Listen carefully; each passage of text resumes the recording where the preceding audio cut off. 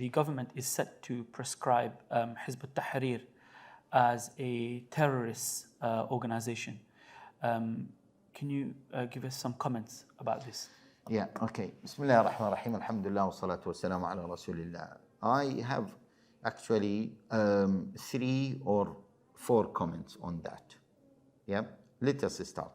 So the first one is, this is a very dangerous precedent.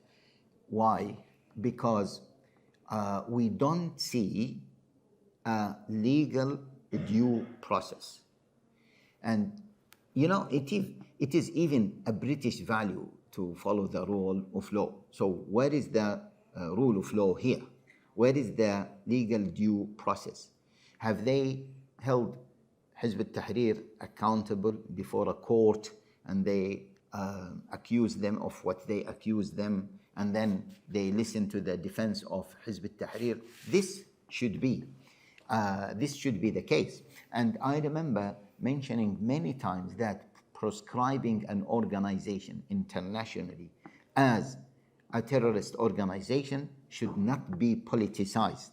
Otherwise, governments, states will use this as a weapon against any group that dissents to what they say or disagrees to what they say or oppose them.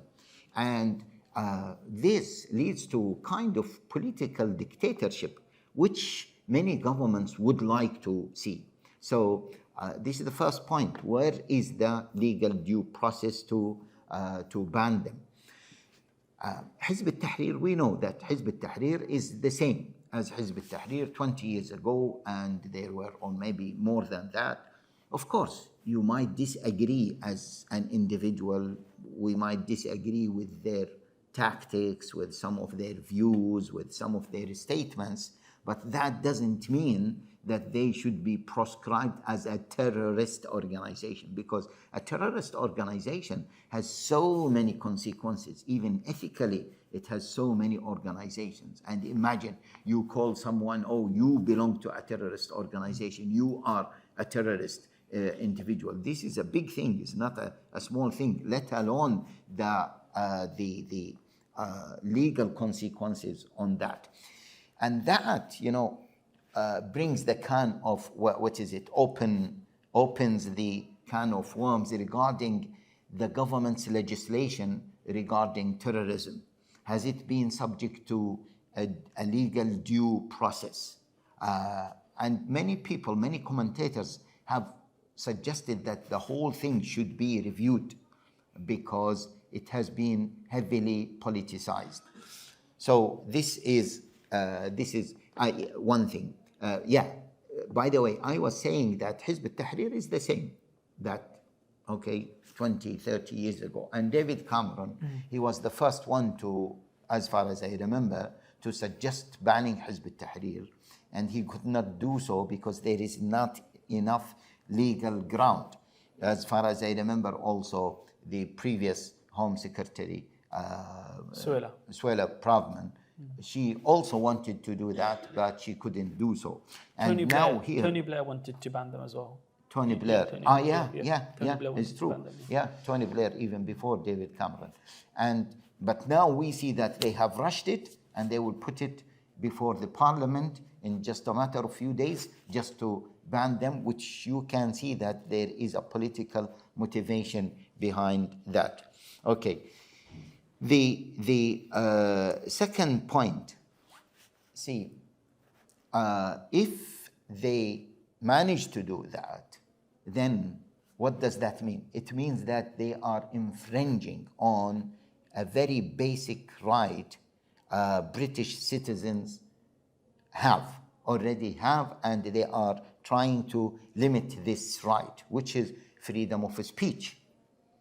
Yes, we agree that certain elements of freedom of speech should be controlled, limited, but that doesn't mean that you criminalize anyone who is observing freedom of speech as far as he did not incite a criminal offense or he is promoting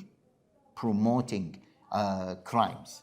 Okay, so or let alone, of course, infringing the rights of others and putting others in danger or humiliating other people. So we agree that there are limitations, but if you just criminalize someone because of the freedom of speech that they are enjoying, then this will set a precedent for the government and will pave the way for the government to stop any other group that they disagree with.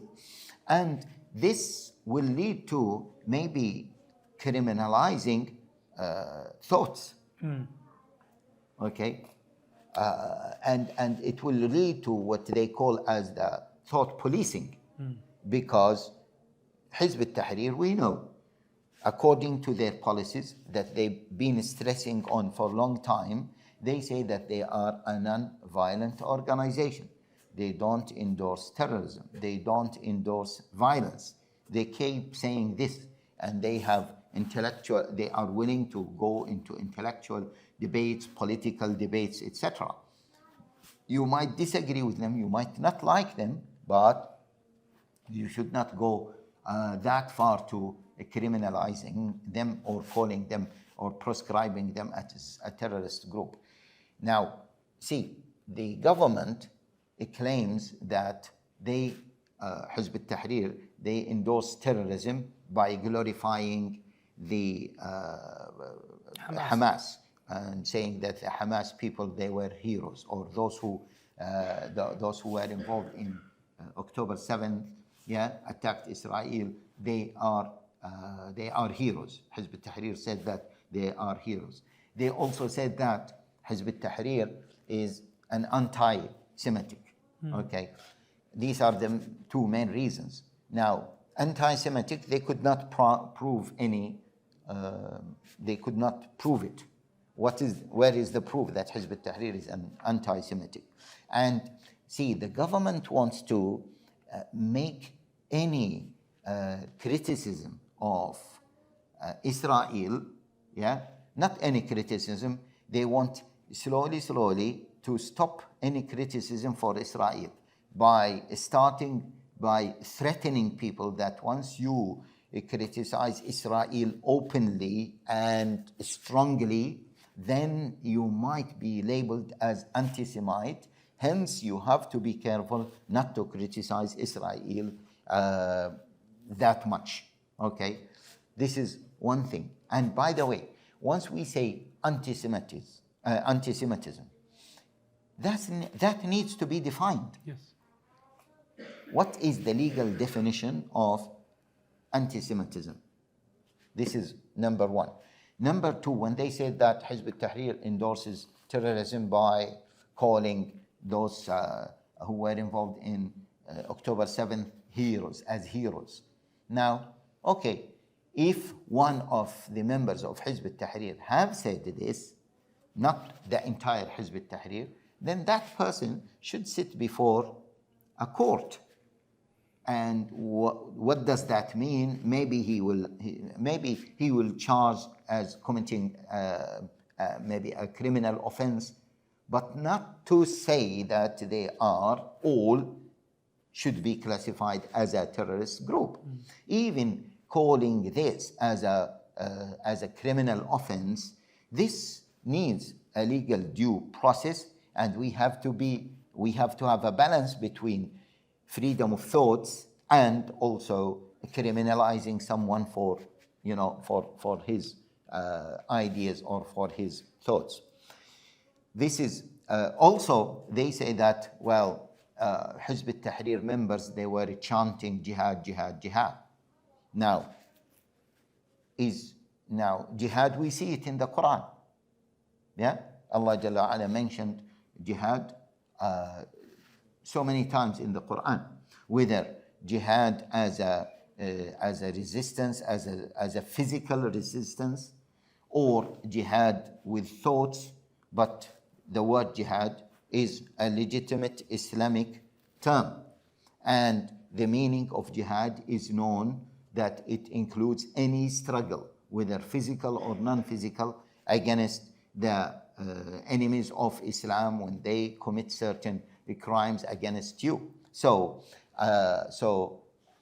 that you cannot use that as a reason for proscribing an individual or a group as a terrorist organization. Otherwise, later on, you will criminalize all Muslims. And this leads me to the third point, which is, where are they going to stop? So now it is Hizbut Tahrir, okay, a non-violent organization. Then they will go to any non-violent organization that disagrees or criticize the government's policies. So they will go to Jama'ah Islamiyah, for example, in Pakistan, because they say, well, Jama'ah Islamiyah have endorsed terrorism before, maybe against Pakistan, because they have their own ideas of jihad, etc. They might just find anything. They might even criminalize Daybandi movement, because Shaykh Taqi Uthmani, he's a big figure, or he's the biggest figure of Daybandi movement. He endorsed Hamas recently when he was talking about, in a convention in Pakistan. They will even criminalize Sufis, because so many Sufis are supporting Palestinian resistance, or maybe supporting Hamas. So, they are supporting a terrorist organization, so we need to criminalize them. They are supporting Hamas. Now, see, you will end up in criminalizing all Muslims. All Muslims. And this leads me to the fourth point, which is, now, if the government behaves like this, now Muslims will feel alienated, and there will be polarization. The Muslim community in one side, and the government or the policymakers in one side. And this polarization is very dangerous for the society. And Muslims will lose trust. And they will say, well, the government is against Islam. They are using Hamas as a to cover their hatred of Islam. And they know that the entire Muslim Ummah, they are supporting the legitimate Palestinian resistance. They know this. No one, they can't see this. Okay? Then are they going to label the entire Muslim Ummah as supporters of Hamas? Now, if Muslims feel this, then Muslims will feel that, well, see, this is a proof that the British government hates Islam and Muslims, and they want to criminalize Islam and Muslims, but they are doing it in a subtle way. So this is really quite dangerous. And see, we have to say that the British government is one of the best governments in the world in terms of fairness and in terms of following the rule of law. And we want to maintain that, because if that is not maintained, then the government will become a form of dictatorship, intellectual dictatorship, and this kind of dictatorship will not allow the right infrastructure for the government to flourish, for this country to flourish, and the polarization will pave the way to internal conflicts and mistrust between different communities within the British society. So that's why it is quite dangerous. So these are 4 points. If I may add the fifth point, I know I took a long time, but the fifth point, which is, it is a very deep intellectual point, which is the relationship between what is ethical and what is legal. Okay? Now, is everything that is ethical should be legal? Is everything that is legal should be ethical? And it seems that the policy makers in non-Muslim countries are unable to have a to have a just formula, a fair formula to judge that, to judge the relationship between anything that is illegal and anything that is ethical. And of course, Islam provides the solution for that. And Allah Jalla wa Ala commanded us to establish justice. يا أيها الذين آمنوا كونوا قوامين بالقسط شهداء لله. And Islam wants us to have that balance. Okay, I'll give a simple example. You know, the other day, one brother asked me about sending his father to the care home. Yeah? So now that is legal, to send your father, the elderly father, to the care home. But is that ethical? It is not ethical. Yeah? So now, if it is legal, does it mean that it should be ethical? No. Okay? Even disturbing someone in the street, it might be within the legal framework, but it is not ethical. Okay? Drinking alcohol, it is legal, but it is not ethical. How to treat neighbors. Sometimes you are dealing with them according to the law, but that doesn't mean that it is ethical. So we cannot say that everything that is legal is ethical. Now, what does that mean? Okay, maybe there are implementation of Sharia. Implementation of Sharia. Here in this country, there are certain elements of Sharia that are already implemented. Even the court, the judicial system is already implementing some elements of Sharia. Okay, why? Because Sharia is based on justice, and there is a good level of justice here within the judicial system. And as we said that, Allah Jalla wa Ala commanded us to establish justice. يا أيها الذين آمنوا كونوا قوامين بالقسط شهداء لله. And Allah Jalla wa Ala says, إن الله يأمر بالعدل والإحسان, etc. Now, there are some elements that are not legal, elements of Sharia that are not legal in this country.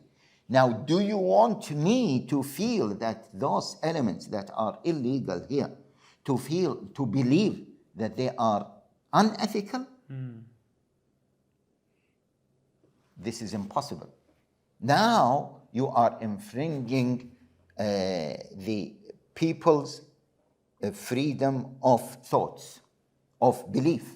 Okay? Thoughts and belief, yeah. Thoughts and belief. You are infringing into that. Okay? You are interfering into their own belief system. Yes, maybe they cannot.